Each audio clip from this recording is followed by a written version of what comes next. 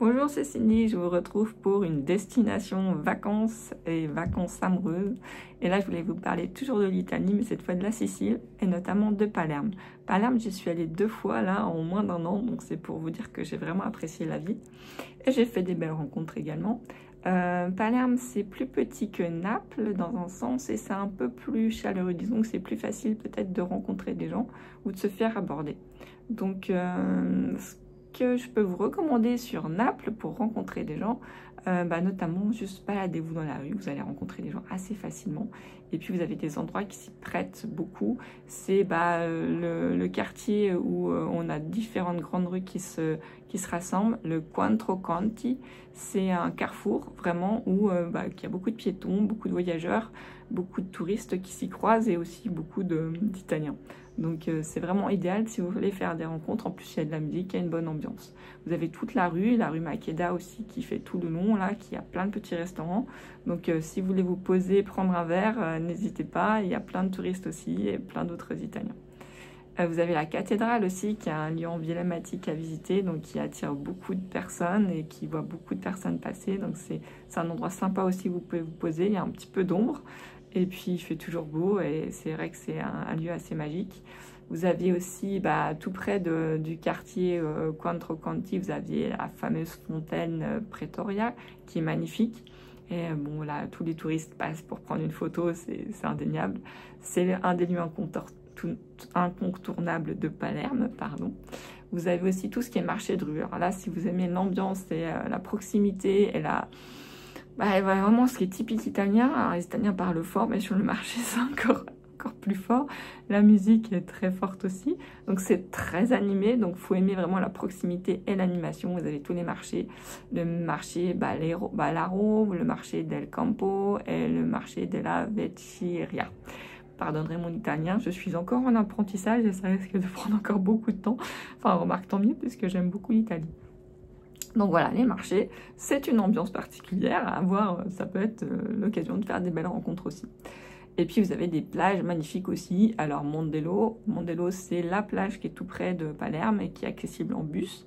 Vous allez retrouver des touristes et puis c'est assez sympa. Et puis quand vous y allez hors saison, je pense pleine saison, ça doit être plein de monde, mais si vous allez hors saison, c'est assez tranquille. Vous avez le Cefalù. Cefalù, c'est un petit village qui est pas loin de Naples et qui est vraiment tout mignon. Et il y a une plage qui est très belle aussi. Donc n'hésitez pas, moi j'ai fait des belles rencontres sur cette plage-là aussi. Et puis vous avez d'autres plages encore. Adora, j'ai pas fait, mais ça doit être sympa, j'ai pas encore testé. Et puis vous avez aussi tous les quartiers animés de la vie nocturne de Palerme. Donc vous avez différents quartiers, Il Capo, Borgo Vecchio et Vecchioria. Je le prononce sûrement pas très bien, mais bref, tous les quartiers où vous pourrez toujours trouver un verre de spritz, de quoi manger, boire et festoyer. Vous avez aussi les sites culturels si vous aimez bien tout ce qui est culture et si vous voulez découvrir la ville sous un aspect plutôt culturel. Vous avez le Théâtre Massimo qui est une place aussi avec le théâtre qui est magnifique. Donc je vous invite à y passer. De toute façon, c'est un des lieux que vous ne pouvez pas passer à côté. Le Palais Normand aussi qui est plutôt chouette avec des grands jardins. Donc moi j'ai beaucoup apprécié notamment les jardins. Et puis des galeries, la galerie régionale de Sicile, ça je crois que je n'ai pas fait, ou en tout cas je n'ai pas fait attention quand je suis passée dedans. Et puis vous avez aussi des excursions un peu plus romantiques entre aventure et découverte avec Montréal.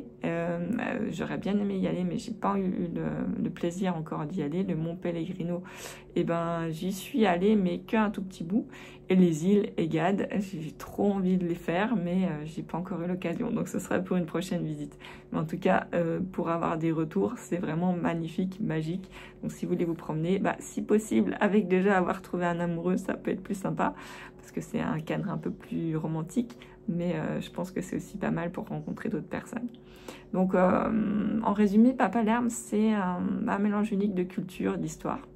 Et c'est une destination qui est super pour les célibataires, parce qu'on si on n'y va, on est toujours finalement seul, mais toujours accompagné, en tout cas toujours dans une ambiance animée, vibrante et un peu magique.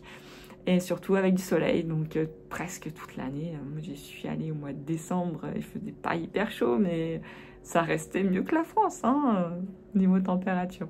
Donc voilà, si vous voulez en savoir plus, et surtout si vous voulez aller plus loin, si vous voulez vraiment concrétiser une rencontre, trouver le partenaire idéal, en tout cas celui qui vous correspond à vous, n'hésitez pas, il y a un parcours de formation dédié. Vous trouvez tout en barre de description. Et puis aussi, likez, partagez, moi ça me fait plaisir, je lis tous vos commentaires. Donc à très bientôt pour de nouvelles aventures. Bye les amis, amici.